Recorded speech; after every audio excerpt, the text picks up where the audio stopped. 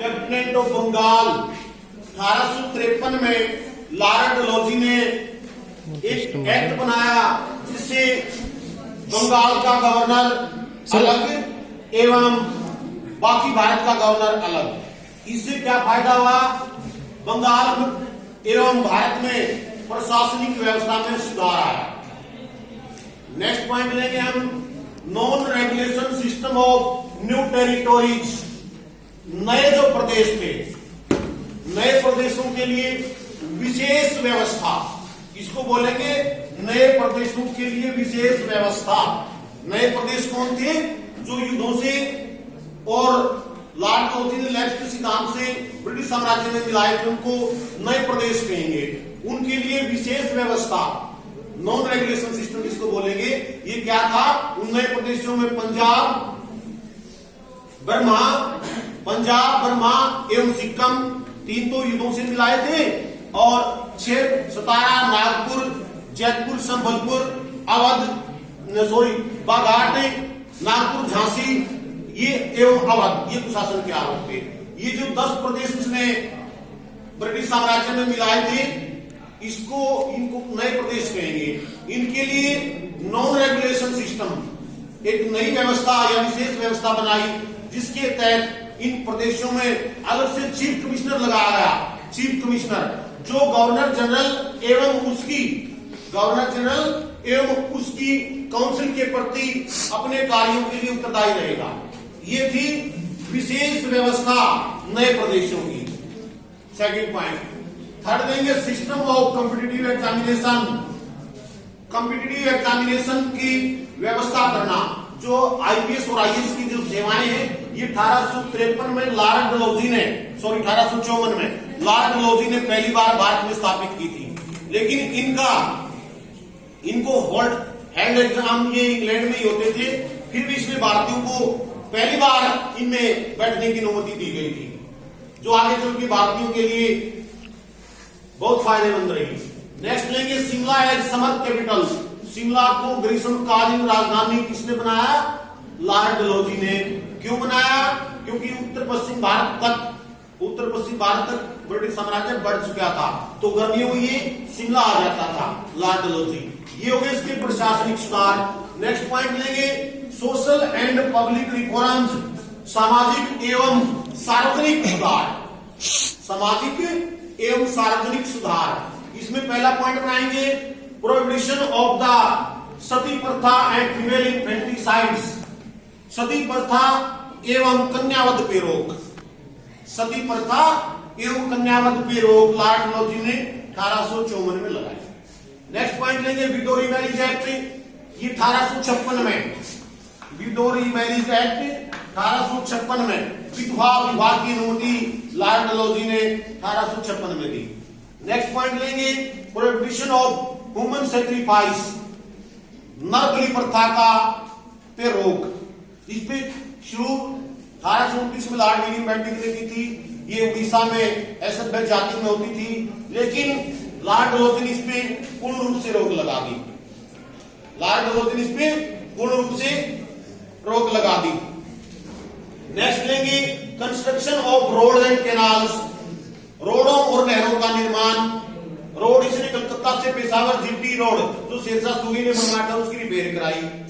इसके अलावा अन्य राजमार्गों का निर्माण करवाया। नहरों का निर्माण, गंगा नदी से गंगा नहर का निर्माण, बारी दोआब नहर का निर्माण पंजाब में। विभिन्न नहरों के रोडों के निर्माण से बड़ी सरकार को भारतीय व्यापार में सुविधा मिली।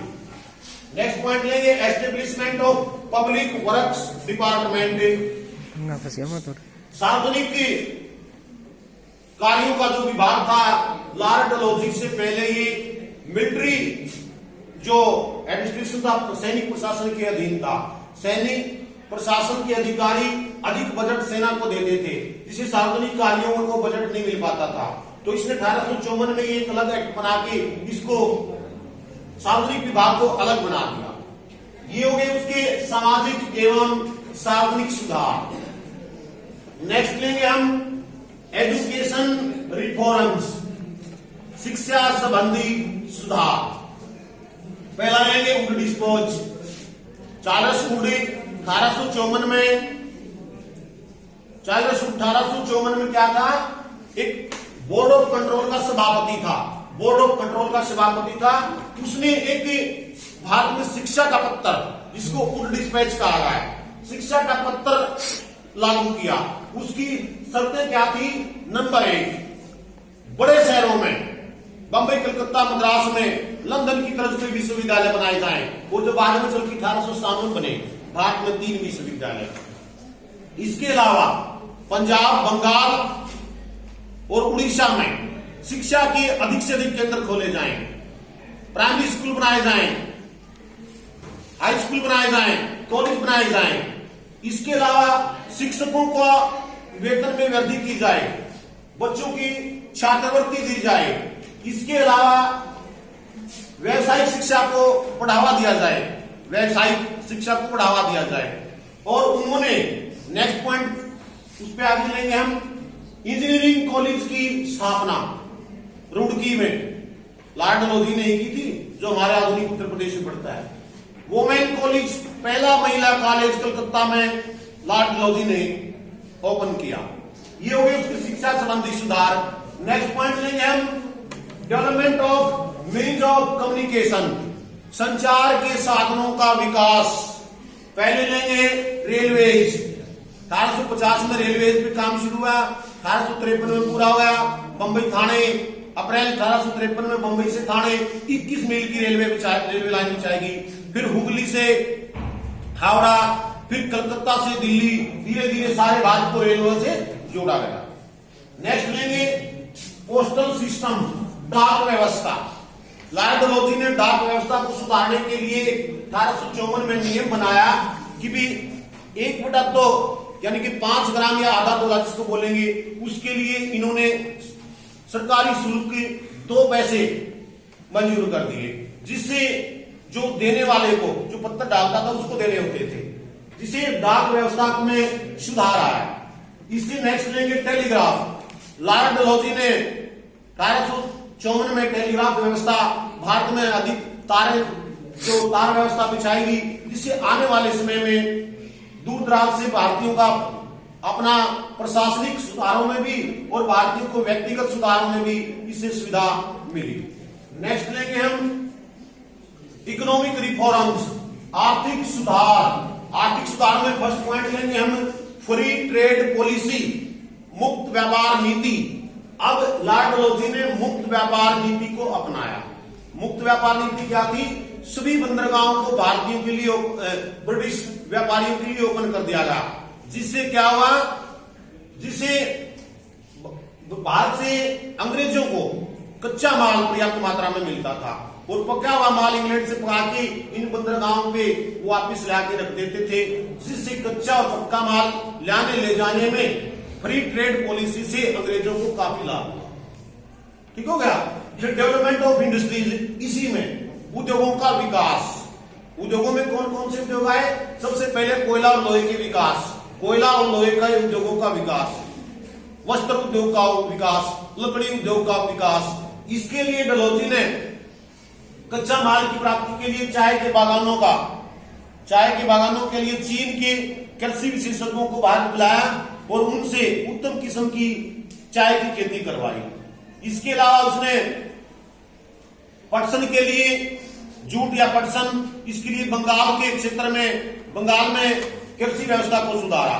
इसके अलावा कपास के लिए नागपुर एवं मालवा, आधुनिक गुजरात के प्रदेशों को उसने सुधारा। ये इकोनॉमिक रिफॉर्म्स, आर्थिक सुधार। अंतिम पॉइंट लेंगे हम मिलिट्री रिफॉर्म्स, सैनिक सुधार।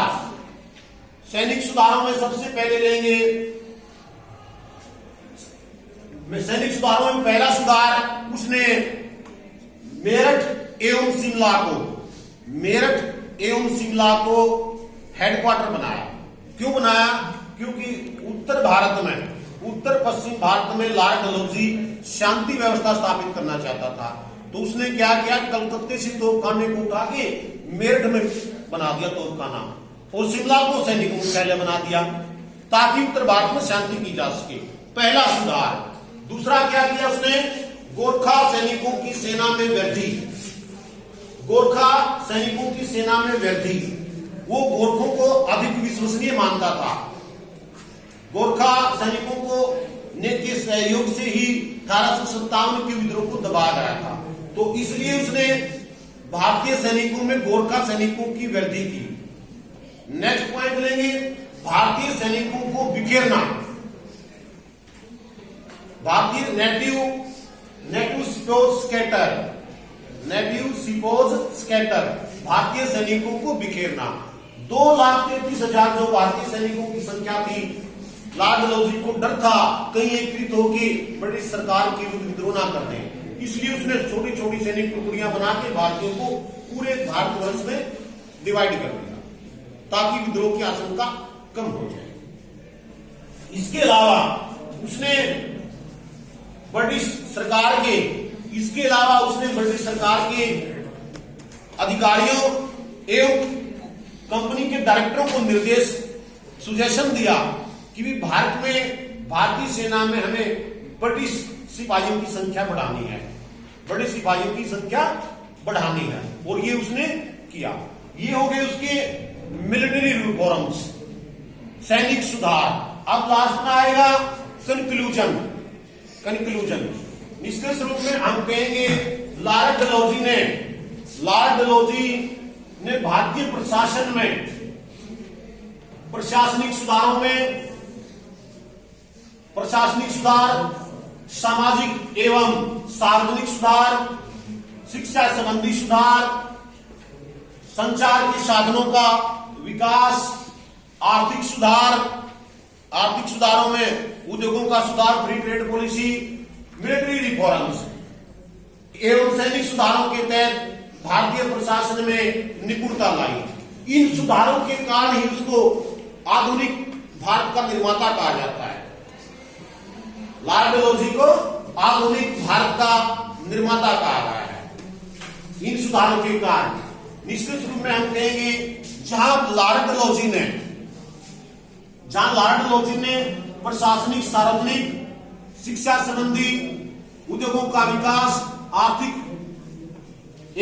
सुधार व सैनिक सुधार ब्रिटिश सरकार के फायदे के लिए की, इनका आगे चल के भारतीयों को भी बहुत फायदा मिला, जिससे आधुनिक भारत का निर्माण हुआ।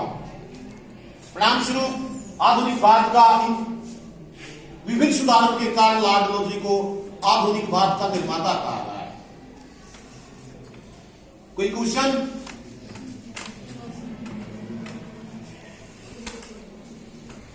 इसमें से कोई डाउट हो तो भाई तुम्हारे को क्या हो रहा था?